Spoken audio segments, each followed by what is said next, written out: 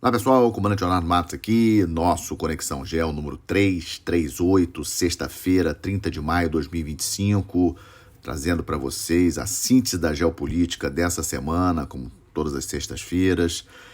A pedido de alguns de vocês, escolhi como tema principal dessa semana falar sobre o que falta para a Terceira Guerra Mundial. Alguns de vocês me fizeram essa pergunta: comandante, professor, nós estamos na Terceira Guerra Mundial, o que falta, o que seria o trigger?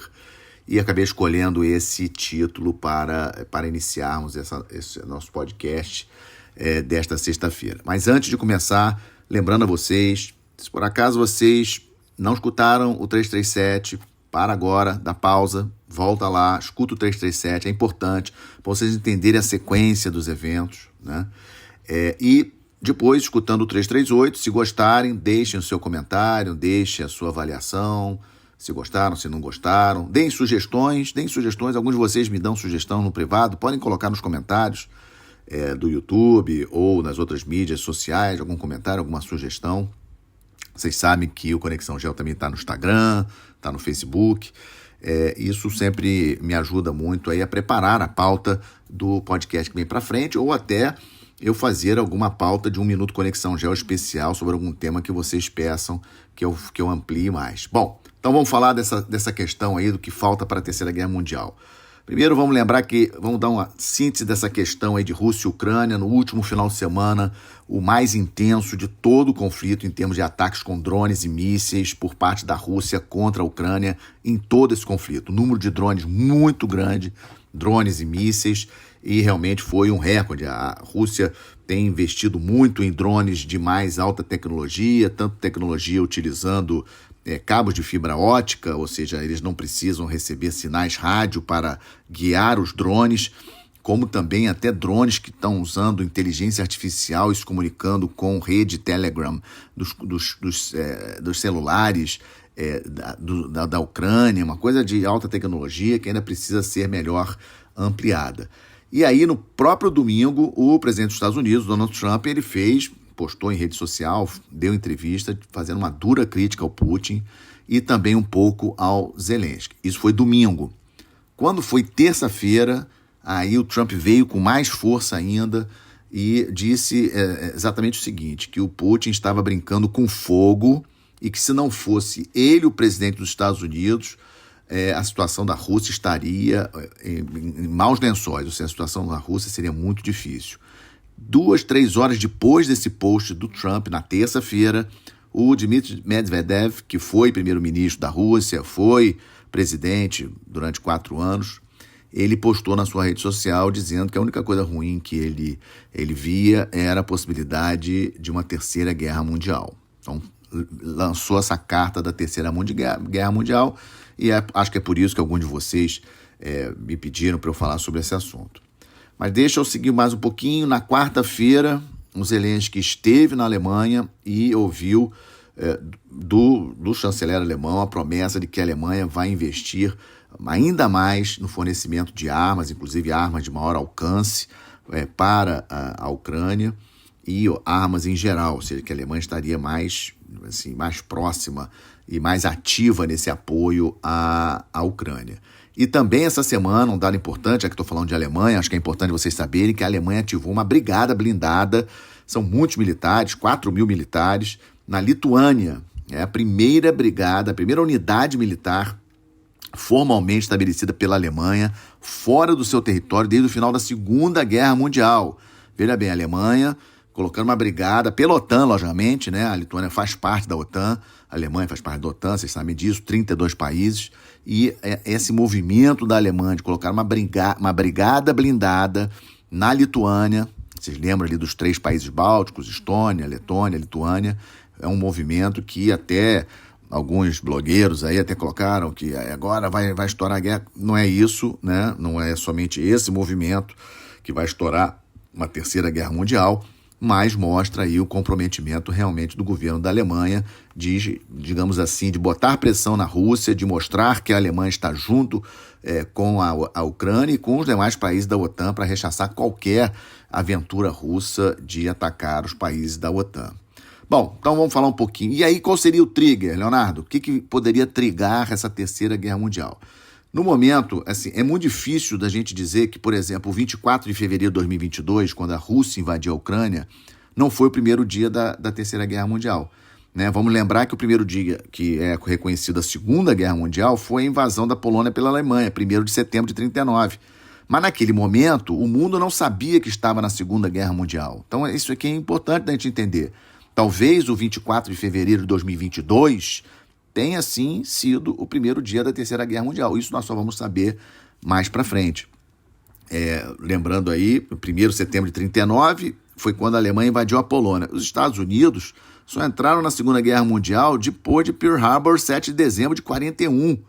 Né? Ou seja, mais de 2 anos depois do ataque alemão invadindo a Polônia em 1939. Então, difícil da gente afirmar, hoje é impossível de afirmar que esse início do conflito com a Ucrânia, da Rússia com a Ucrânia, foi o início da Terceira Guerra Mundial, e eu acho que para de falarmos em Terceira Guerra Mundial, obviamente teríamos que ter um fato novo de maiores proporções. O conflito, embora o Ocidente, Estados Unidos, os demais países da OTAN estejam apoiando militarmente a Ucrânia, embora a Coreia do Norte esteja apoiando militarmente a Rússia, o Irã apoiando militarmente a Rússia, a China apoiando economicamente a Rússia. Então a gente já vê aí 2 lados, digamos assim, dessa guerra que está sendo brigada ali dentro do território ucraniano. Mas para virar uma Terceira Guerra Mundial, teríamos que ter um fato novo, de maiores proporções, que poderia ser, por exemplo, um ataque russo à Finlândia, que entrou na OTAN justamente depois que a Rússia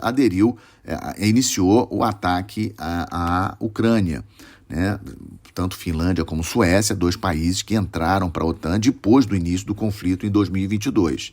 Ou um ataque russo a alguns dos países bálticos, né? Lembrando a vocês que os países bálticos fizeram parte da União Soviética, isso é um dado muito importante. Até 91, Estônia, Letônia e Lituânia eram 3 países que faziam parte dentre os 15 países que formavam o que a gente chamava de União Soviética.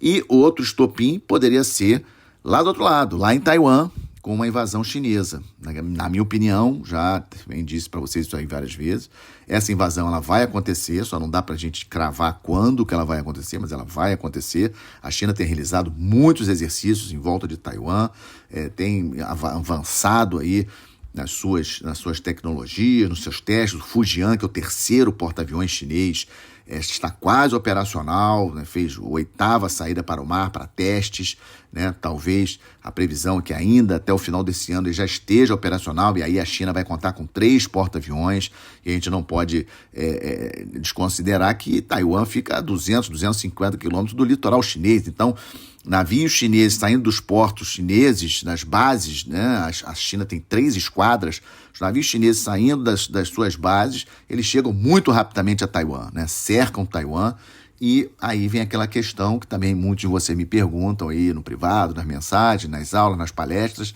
qual será a postura do presidente Trump dos Estados Unidos na hora que os primeiros chineses chegarem a Taiwan, na hora que os primeiros mísseis atingirem Taiwan, né? Eu acho que com tudo isso que eu estou vendo da postura do presidente Trump, eu não vejo os Estados Unidos, do Trump 2.0, atacando os navios chineses quando eles estiverem atacando Taiwan. Então vamos aguardar, sem sombra de dúvidas, o momento do planeta, eu sempre falo isso, o momento do planeta é um momento extremamente tenso, e temos aí uma notícia de ontem. A Rússia propôs na segunda-feira, dia 2 de junho, a Ucrânia não tinha aceitado até o início da noite de ontem. A Ucrânia não tinha aceitado formalmente. Hoje, sexta-feira, ela deve aceitar, na minha opinião, não tem por que a Ucrânia não aceitar. A segunda reunião entre Rússia e Ucrânia, também a ser realizada em Istambul, lá na Turquia. Então, segunda-feira, 2 de junho, um dia importantíssimo. Tomara que essa reunião aí tenha realmente avanços concretos. A última reunião foi somente para fechar a questão de troca de prisioneiros. Esse foi o resultado prático da última reunião. Vamos ver se na reunião de segunda-feira temos aí alguma novidade importante. Bom, vamos a outro tema também, logicamente importantíssimo. Essa questão que saiu essa semana de Israel atacar o Irã mesmo sem os Estados Unidos. Não, primeiro vamos atualizar aqui a situação lá em Gaza, né? Gaza, Hamas. Muita negociação essa semana, muita especulação de que o Hamas já tinha aceitado a proposta de paz. Israel inicialmente não tinha aceitado, depois Israel aceitou, aí o Hamas disse que não ia aceitar mais. Bom, Israel, vocês sabem disso, segue bombardeando Gaza, está dentro de Gaza. Ele tem todo o direito de neutralizar o Hamas, né, pela aquela barbaridade que o Hamas fez lá em 7 de outubro de 2023. Só quem não viu os documentários, os vídeos do que aconteceu lá em 7 de outubro de 2023 é que não entende, né, o tamanho do ódio totalmente justificado de Israel contra o Hamas. Mas esse ódio, na minha avaliação, não pode ser ampliado para todos os palestinos. Lá dentro da faixa de Gaza nós temos 2.200.000 palestinos.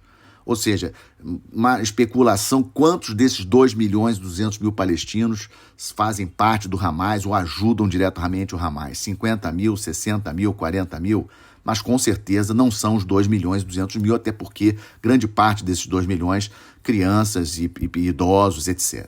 Então, o que eu sigo falando, e infelizmente muita gente distorce o que eu falo, não entende o que eu estou querendo dizer, eu não sou contra Israel, eu não sou contra Israel atacar o Hamas. O que eu tenho falado é que acho que a maneira como Israel tem feito esse combate ao Hamas é uma maneira muito perigosa, porque isso está mudando, né? Aliás, na verdade, mudando não, já mudou, em muitos casos, a opinião pública global sobre este conflito. Ou seja, transformando o Hamas, de uma maneira geral, em vítima e não em algoz. Eles é que atacaram Israel. Então Israel está passando agora pelo malvado, pelo quem está atacando, está matando criança, matando idosos. E nós não podemos deixar de considerar que os pais, os parentes de todas essas pessoas que estão morrendo, os números aí apontam mais de 50 mil mortos dentro da faixa de Gaza, as pessoas ligadas a essas pessoas que morreram, né, crianças, idosos, vão formar novas células, vão se voluntariar.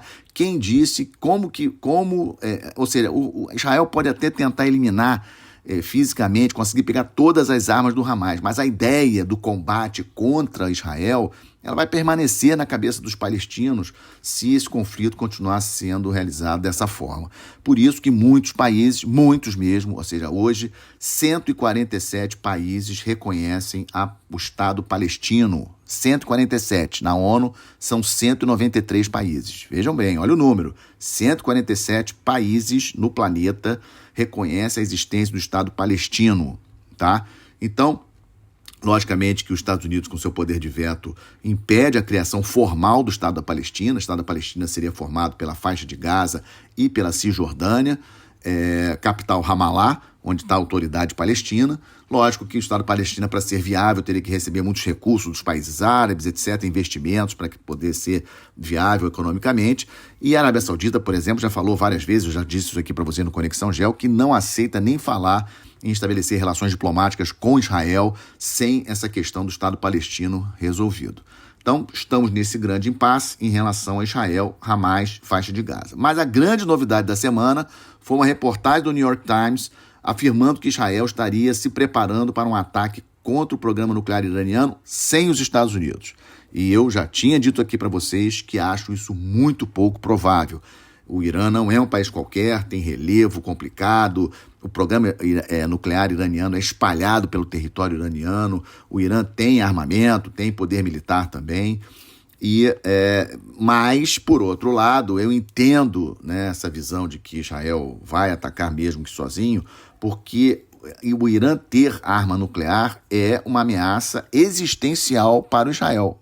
Ou seja, Israel não pode, efetivamente, eu concordo com os israelenses, não podem aceitar que o Irã tenha arma nuclear. Mas atacar o Irã sozinho, muito complicado. E eu, neste momento, não estou vendo os Estados Unidos irem junto com Israel nesse ataque contra o Irã. Então vamos aguardar. A 5ª reunião entre Estados Unidos e Irã sobre a questão do programa nuclear iraniano ocorreu na última sexta-feira, lá em Roma, na Embaixada de Omã. Ainda não temos a data de outra reunião, né? Não tivemos um resultado concreto, mas a especulação é de que Israel está sim se preparando para realizar um ataque, mesmo sem os Estados Unidos. Vamos seguir de olho, vamos seguir acompanhando.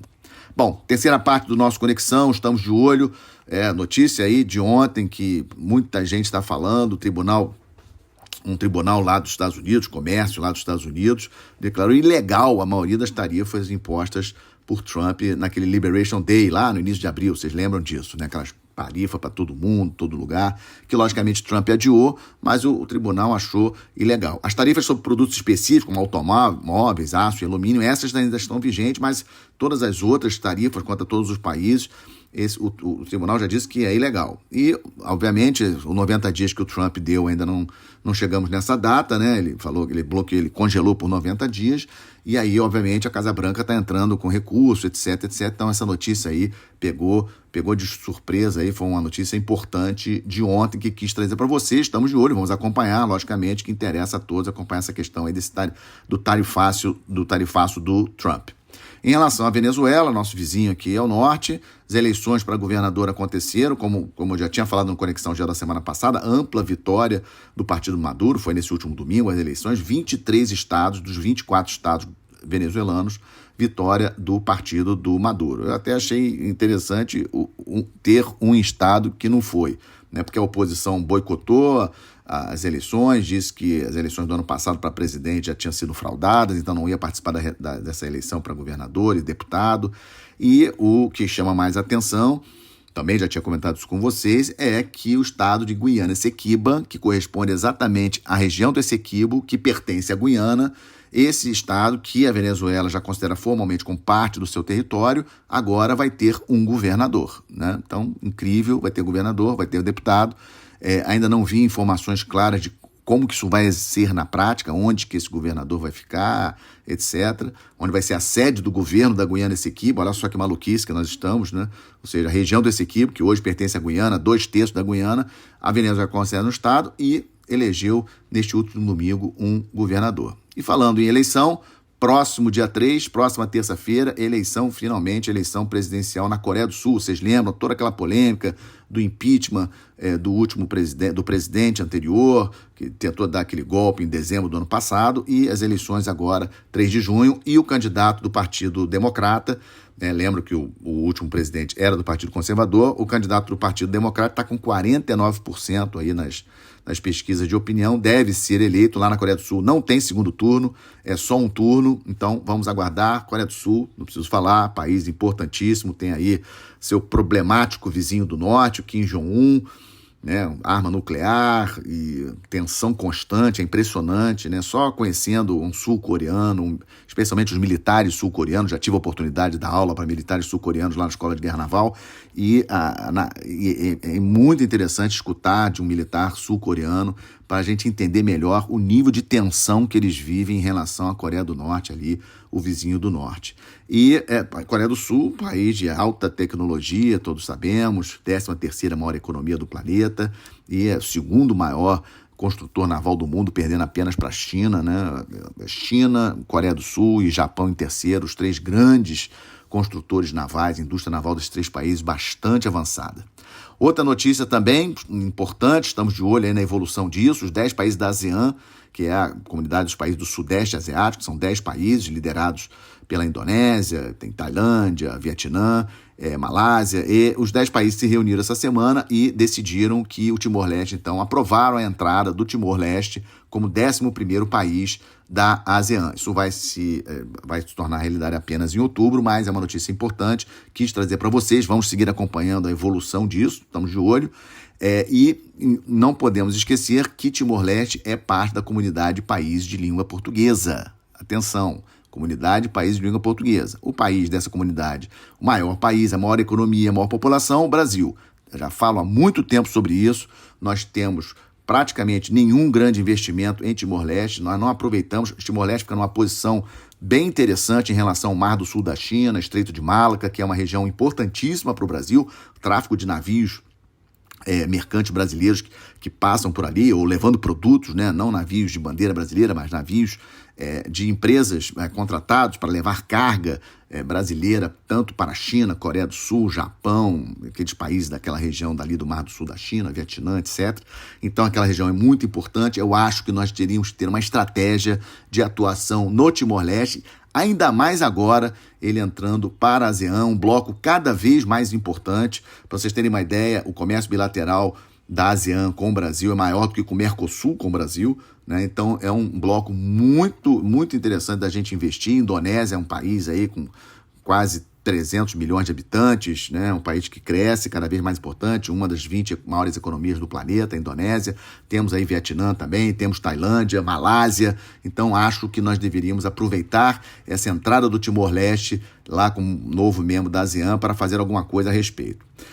Índia e Paquistão, sempre importante estarmos de olho depois dos conflitos aí entre 7 e 10 de maio. Né? A Índia, a imprensa indiana segue batendo demais na Turquia e no Azerbaijão, que claramente apoiaram o Paquistão. E temos um dado novo.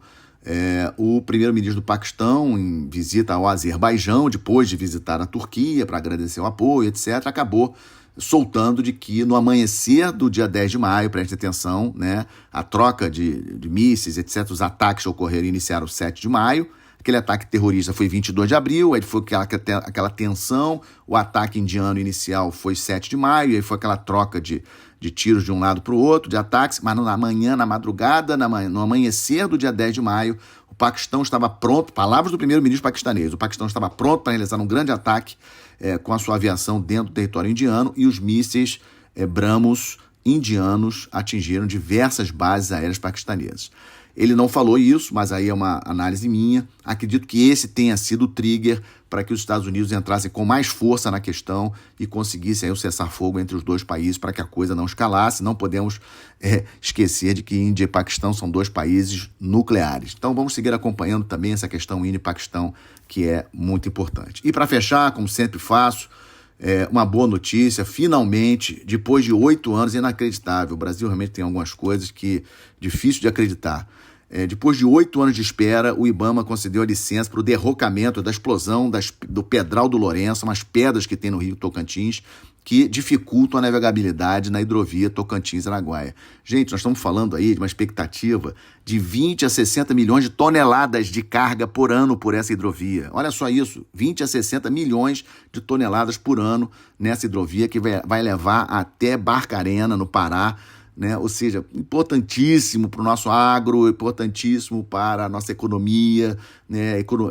Olha, não tem palavras, né? 8 anos de espera, mas é uma excelente notícia e vamos ver se isso consegue ser feito aí no mais rapidamente possível para nós viabilizarmos a hidrovia e conseguirmos trazer mais riqueza para o nosso Brasil. Nós temos que investir mais nas hidrovias brasileiras, uma via que permite o transporte de muito mais carga do que trem, muito mais carga do que caminhão. Caminhão, então, nem se fala, né? Então, temos que investir mais nas hidrovias brasileiras. Então, achei uma excelente notícia, quis trazer aqui para vocês. Agradeço demais a confiança, o tempo de vocês para mim é muito importante, né? A confiança no meu trabalho, agradeço. Se gostaram, deixem um comentário, deixem aí o seu ok ou não, ou se não gostaram, comentem por que não gostaram. Eu só peço que não façam críticas sem alguma justificativa para crítica. Se não gostaram, né, justifiquem por que não gostaram. Isso me ajuda aí a melhorar o meu trabalho. Um excelente final de semana a todos, uma boa semana, até a próxima sexta-feira. Muito obrigado.